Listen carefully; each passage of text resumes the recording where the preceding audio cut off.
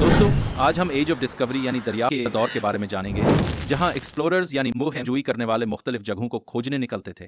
उन जर्नीज का मकसद नई लैंड्स और रिसोर्सेज को जानना होता था। ये दूर बहुत दिलचस्प था क्योंकि उन मुहिम्मात में साइंसदान भी शामिल होते थे, जो नई जगहों की जोग्राफियाई मालूमात जमा करते थे। इस वक्त शिप्स बनाने के फन में बहुत तरक्की हुई थी ताकि दूर दराज का सफर मुमकिन बनाया जा सके। आज हम एज ऑफ डिस्कवरी के बारे में पढ़ेंगे। ये दौर एक्सप्लोरेटरी वॉयजेस के लिए मशहूर था, जिनमें नई ट्रेड रूट्स तलाश की गई, नई लैंड्स को अनेक्स यानी कब्जा किया गया, या फिर महज दुनिया को बेहतर तौर पर समझने की कोशिश की गई क्योंकि वो बाकी यूरोपियंस के लिए अब तक अननोन थीं।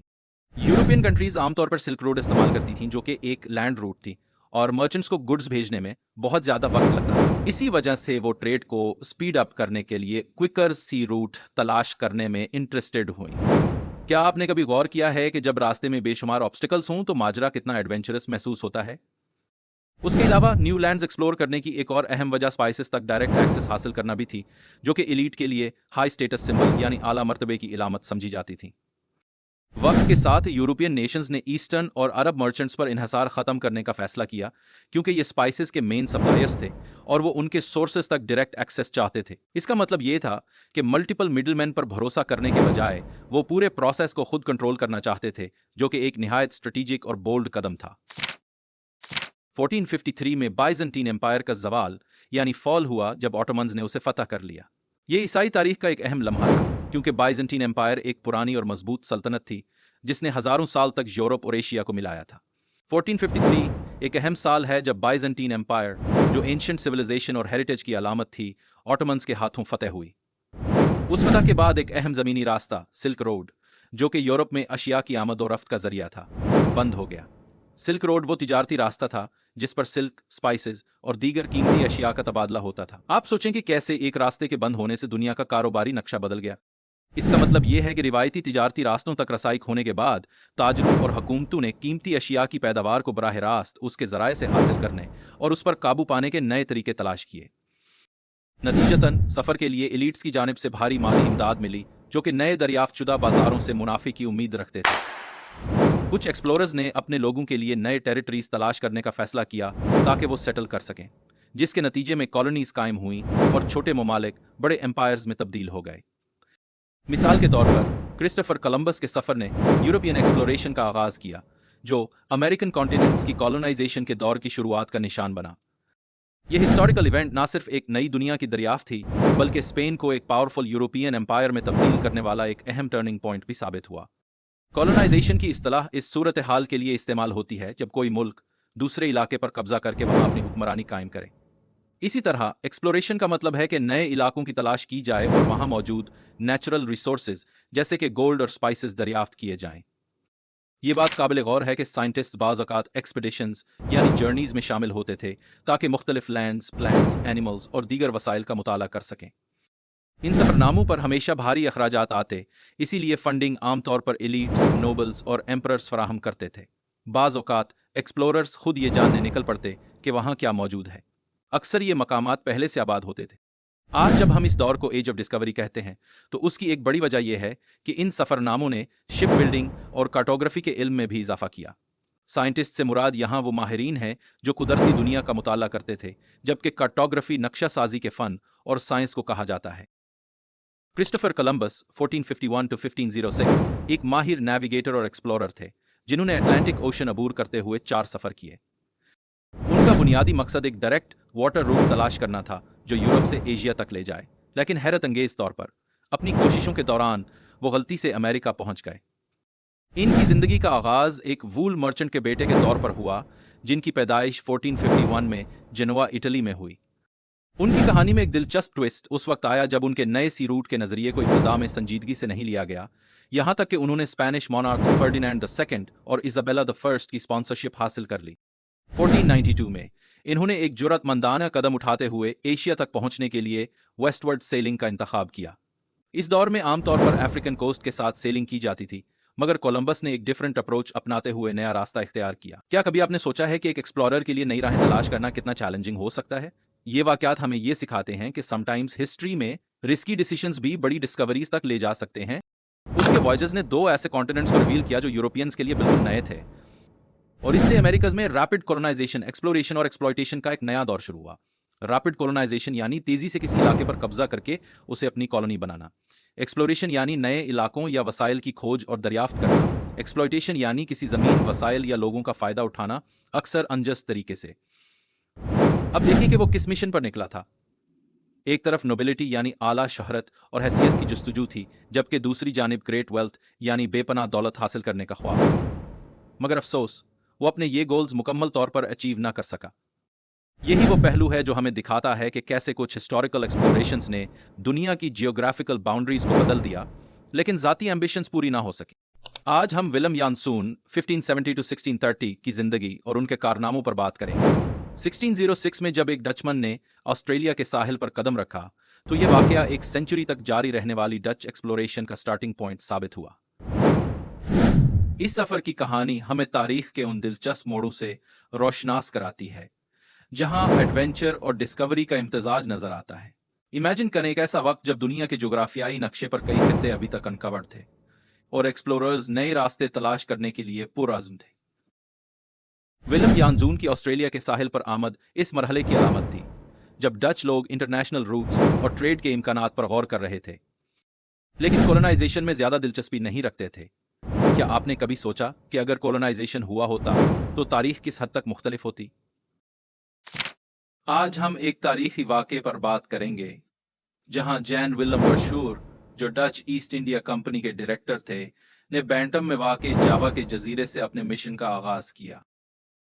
वर्शूर ने विलियम जनसून को ऑर्डर्स दिए कि वो नए इलाकों की एक्सप्लोरेशन करे और नेदरलैंड्स के साथ ट्रेड पॉसिबिलिटीज का जायजा ले। इन हिस्टोरिकल इवेंट्स में जनसून का मकसद एक्सप्लोरेशन और ट्रेड को फरोग देना था, बिल्कुल वैसे जैसे हम नए बाजारों या अपॉर्चुनिटीज के लिए तैयारी करते हैं।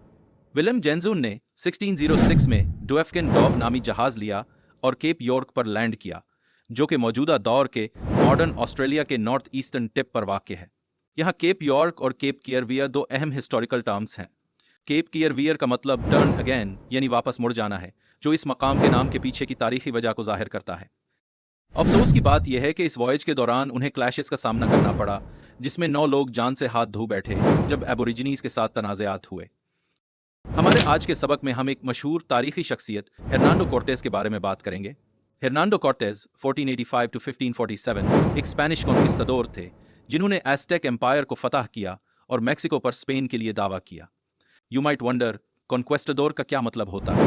ये एक ऐसा फौजी होता है जो नई सरजमीनों पर कब्जा करता है, बिल्कुल वैसे ही जैसे हर्नांडो कोर्टेस ने आज़टेक एम्पायर के साथ किया। अब आइए डिएगो वेलास्केज ऑफ कुबा की बात करते हैं। वो एक मारूफ मिलिट्री लीडर थे जिनकी क़यादत में एक एक्सपीडिशन निकाली गई, जिसमें हर्नांडो कोर्टेस ने बतौर सोल्जर पहला कदम रखा। उस एक्सपीडिशन के दौरान सोल्जर्स नई सरजमीनों की तलाश और दिफा के मिशन पर निकलते, जिसका मकसद नए इलाकों पर काबू पाना होता था। हमारी कहानी का आगाज कोर्टेस से होता है, जिन्होंने मैक्सिको के लिए सफर इस वक्त शुरू किया जब वेलास्केज ने एक्सपीडिशन को कैंसिल कर दिया। कोर्टेस ने एज़टेक एम्पायर को शिकस्त देकर उनकी हुकूमत खत्म कर दी और रूलर मोंटेजुमा II को हटा दिया। मोंटेजुमा II वो अहम शख्सियत थे जिन्होंने एज़टेक कैपिटल टेनोच्टिट्लान पर हुकूमत की थी। ये सब 1521 में हुआ। इस दौरान वेलास्केस, जो स्पेन से ताल्लुक रखने वाले एक अहम हिस्टोरिकल फिगर थे, कोर्टेस को बदनाम करने में लगे हुए थे। वो चाहते थे कि कोर्टेस की अचीवमेंट्स कमतर नजर आएं, but Cortes was not ready to sit quietly. उन्होंने 5 नाउ फेमस लेटर्स लिखे और स्पेनिश मोनार्क्स को भेजे ताकि वो अपनी कामयाबियों की वजाहत कर सकें। ये खतूत ना सिर्फ उनका पर्सनल डिफेंस थे, बल्कि उनकी कॉन्क्वेस्ट की तफसील पर मबनी एक फॉर्मल रिपोर्ट भी थे। बाद में कोर्टेस ने अपनी जिंदगी के बाकी साल स्पेनिश किंग और क्वीन की तवज्जो हासिल करने में गुजारे। उन्होंने रिकॉग्निशन के लिए हर मुमकिन कोशिश की। फ्रांसिस्को पिज़ारो 1475 to 1541 कॉन्किस्टाडोर के तौर पर वो खास तौर पर इसलिए जाने जाते हैं कि उन्होंने इंका एम्पायर को स्पेन के लिए फतेह किया। फ्रांसिस्को पिज़ारो ने पहले न्यू वर्ल्ड की एक्सप्लोरेशन के लिए एक एक्सपीडिशन में हिस्सा लिया और बाद में वास्को नुनेज दे बाल्बोआ के साथ पैसिफिक को डिस्कवर करने वाली एक्सपीडिशन में शामिल हुए। इनका मकसद नए इलाकों की दरियाफ्त था और उसी दौरान उन्होंने 2 वॉयजेस ऑफ डिस्कवरी की, जिनमें एक नए टेरिटरी को पेरू के नाम से शनाख्त किया गया। इन एक्सपीडिशंस के दौरान उन्होंने अपने पार्टनर अल्माग्रो को पानामा भेजा ताकि रीइंफोर्समेंट्स लाई जा सकें। ताहम रीइंफोर्समेंट्स की दरखास्त को डिनाई कर दिया गया और उन्हें वापस आने का हुक्म दिया गया ताकि ज्यादा जानों का नुकसान न हो। फिर एक मशहूर वाकया पेश आया जब उन्होंने सैंड में एक लाइन ड्रॉ की और अपने साथ मौजूद लोगों से कहा कि वो इस लाइन को क्रॉस ओवर यानी पार करें। ये मोमेंट इंतहाई सिग्निफिकेंस यानी इंपॉर्टेंस रखता है, क्योंकि इस डिसीजन ने यह साबित किया कि जो लोग लाइन क्रॉस करने में कामयाब हुए वही फेमस 13 का हिस्सा बने और पूरी जर्नी में उनके साथ रहे। उसने बाद में अपने 4 भाइयों के साथ पेरू की तरफ सफर शुरू किया और जल्द ही इंका एम्परर आताहुआल्पा के एमिसरी से मुलाकात की। ये एक अहम मौका था। द एम्परर तकरीबन 3000 से 4000 अनआर्म मैन के साथ आया, यानी वो किसी भी किस्म के वेपन्स नहीं लेकर आए थे, जिसकी वजह से वो बेहद वनरेबल थे। मगर पिज़ारोज मैन ने इस मौका का नाजायज फायदा उठाते हुए एम्परर के अनआर्म्ड रिटेनर्स को कत्ल कर दिया और आताहुआल्पा को हॉस्टेज बना लिया। बाद में इन्होंने एम्परर पर इल्जाम लगाया कि वो अपने ही भाई को कत्ल करने की साजिश कर रहे थे, क्योंकि उन्हें खदशा था कि शायद कोई और इंका की जगह संभाल ले, और साथ ही स्पेनियर्ड्स को भी मारने का मंसूबा बना रहे थे। यह एक्यूजेशन ऐसा था जिसने दुश्मन को चकमा देकर उनकी इज्जत और एतमाद को बुरी तरह मुतजलजल कर दिया। बाद में इनका एम्पायर को डेथ बाय स्ट्रैंगुलेशन के फैसले का सामना करना पड़ा। हालांकि इन्होंने अपना प्रॉमिस पूरा किया था कि इन्हें गोल्ड और सिल्वर से भरा हुआ कमरा फराहम किया जाएगा। इसके बाद पिज़ारो ने अपनी बाकी जिंदगी स्पेन के हक में पेरू पर अपना कब्जा मजबूत करने में गुजारी। उन्होंने लीमा को 1535 में कायम किया, और अफसोस की बात यह है कि बाद में वो खुद फेलो स्पेनियर्ड्स के हाथों कत्ल हो गए, जिन्हें उन्होंने धोखा दिया था। हम सब आज एक अहम तारीखी वाक्य के बारे में बात करेंगे, जो कि कोलोनाइजेशन ऑफ नॉर्दर्न अमेरिका है। ये वाक्य north America which is present USA और कनाडा में यूरोपियन कॉन्क्वेस्ट की शक्ल में सामने आया। यहाँ एक दिलचस्प बात यह है कि नॉर्थ अमेरिका में कोई बड़ा सेंट्रलाइज्ड एम्पायर मौजूद नहीं था, जिसकी वजह से मकामी नेटिव नॉर्थ अमेरिकन ट्राइब्स को एक दूसरे के खिलाफ टर्न करना मुश्किल था। ख्याल रहे कि नॉर्थ को कॉलोनाइज करने वाले स्पेनिश नहीं बल्कि इंग्लिश और फ्रेंच थे, जिनकी एम्बिशंस फौरन पूरे कॉन्टिनेंट को कॉन्कर यानी फतह करने की नहीं थी। उन्होंने नेटिव ट्राइब से फूड और फर्स हासिल करने के लिए उनको हॉर्सेस और metal objects such as fish hooks फराहम किए। मगर अफसोस की बात है कि डिजीज और कांस्टेंट वॉर्स की वजह से 1500 से 1900 सीई के दौरान तकरीबन 50 मिलियन नेटिव नॉर्थ अमेरिकन की जानें जाया हुई। एक और अहम बात यह कि नेटिव नॉर्थ अमेरिकन ने कभी स्लेवरी को कबूल नहीं किया। उनका नोमैडिक होना भी एक बड़ी वजह थी कि उन्हें वाइप आउट करना यानी मिटाना मुश्किल हो गया। उन लोगों ने बहुत जल्द यूरोपियन से सीखा और इंग्लिश और फ्रेंच के दरमियान होने वाली लड़ाइयों से फायदा उठाते हुए अपनी ताकत बढ़ाई।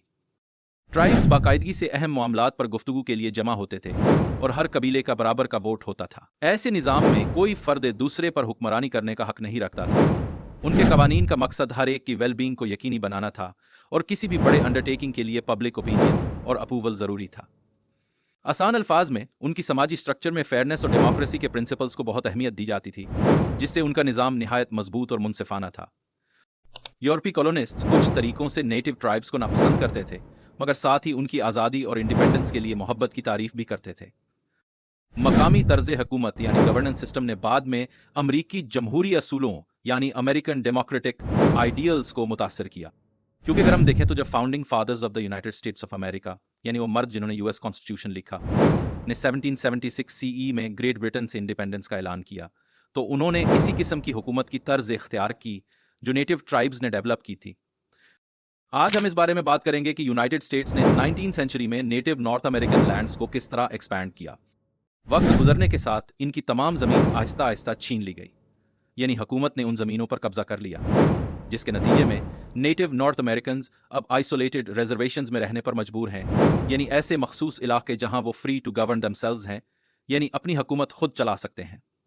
लेकिन उसके बावजूद they live in comparative poverty, यानी दूसरे इलाकों के मुकाबले में उनकी माली हालत कमजोर है। हमने आज की गुफ्तगू में यूरोपियन एक्सप्लोरर्स के वो कारनामे सुने जो नए ट्रेड रूट्स और स्पाइसेस तक डायरेक्ट एक्सेस हासिल करने के लिए कई एडवेंचरस वॉयजेस यानी एक्साइटिंग जर्नीज का हिस्सा बने। बातचीत में ऑटोमन्स की फतह, बाइजेंटाइन एम्पायर के जवाल और सिल्क रोड की अहमियत का भी जिक्र हुआ, जिसकी वजह से यूरोपियन एलीट ने अपने तिजारती रास्तों को डिवर्सिफाइड बनाने की कोशिश की। हमने डच, स्पेनिश और पुर्तगीज एक्सप्लोरर्स की कहानियां भी सुनी, जिन्होंने न्यू लैंड्स को एक्सप्लोर करके ऑल टुगेदर कोलोनाइजेशन, एक्सप्लॉयटेशन और साइंटिफिक डिस्कवरीज के जरिए अपने मुल्कों की ताकत बढ़ाई। इन समरी, ये डायलॉग हमें बताती है कि मुशाहिदा, साबित कदमी और स्ट्रैटेजिक प्लानिंग की मदद से हिस्ट्री के बड़े मोड़ पैदा हुए। इन एक्सप्लोरर्स ने न सिर्फ जियोग्राफी, शिप बिल्डिंग और कार्टोग्राफी में एडवांसमेंट की, बल्कि मुख्तलिफ टेक्निकल टर्म्स जैसे नेविगेटर, कॉन्क्विस्टाडोर और स्पॉन्सरशिप के मफाहीम भी हमें आसान जबान में समझाए गए। अब हम सबक का खुलासा पेश करेंगे। 950 to 1175 टॉलटेक सल्तनत अपनी अरूज पर रही। 1325 टेनोश्टिशन एज़टेक सल्तनत का दारुल हुकूमत तामीर किया गया। मिड 15th सेंचुरी से मिड 16th सेंचुरी तक का दौर एज ऑफ डिस्कवरी कहलाता है। 1453 बाज़ंतीनी सल्तनत को उस्मानियों ने फतह कर लिया, जिसके नतीजे में शाहराह रेशम का रास्ता खत्म हो गया। 1592 क्रिस्टोफर कोलंबस ने फर्डिनेंड II और क्वीन इजाबेला की सरपरस्ती हासिल की और अमेरिका दरियाफ्त किया। 1521 हर्नान कोर्टेस ने एज़टेक सल्तनत फतह कर ली। 1534 फ्रांसिस्को पेजारो ने अनका सल्तनत के दारुल हुकूमत कोस्को पर कब्जा कर लिया। 1606 विलियम जॉनसून ऑस्ट्रेलिया के साहिल पर पहुंचा। 1776 यूनाइटेड स्टेट्स ने बर्तानिया से आज़ादी का ऐलान किया। आइए अब एक क्विज करते हैं। क्वेश्चन 1, यूरोपियन एक्सप्लोरेशन के पीछे बुनियादी मोटिव क्या था? Answer option A, trade. Question 2, कौन गलती से अमेरिका पहुंच गया? Option B, Christopher Columbus. Question 3, किस एक्सप्लोरर ने ऑस्ट्रेलिया में डच एक्सप्लोरेशन की शुरुआत की? आंसर ऑप्शन ए, जॉनसन। अगर आपके करीब कोई स्कूल नहीं है या जो पढ़ते हैं वो मुकम्मल तौर पर समझ नहीं आता या किसी वजह से क्लासेस मिस हो रही हैं, तो पॉकेट स्कूल उर्दू आपके लिए है। हमारे साथ सीखें और अपने फ्रेंड्स और फैमिली के साथ ये वीडियोस शेयर करें ताकि हर बच्चे तक तालीम पहुंच सके और कोई भी बच्चा तालीम से महरूम न रहे। अगर आपके जहन में कोई सवाल है तो कमेंट्स में ज़रूर पूछें, और अगर आप किसी और टॉपिक पर वीडियो देखना चाहते हैं तो हमें कमेंट्स में बताएं। हमारे चैनल पॉकेट स्कूल उर्दू को सब्सक्राइब करें ताकि आप हमारी नई आने वाली वीडियो से अपडेटेड रह सकें। नेक्स्ट टाइम मिलेंगे एक और दिलचस्प टॉपिक के साथ। तब तक के लिए take care and good bye.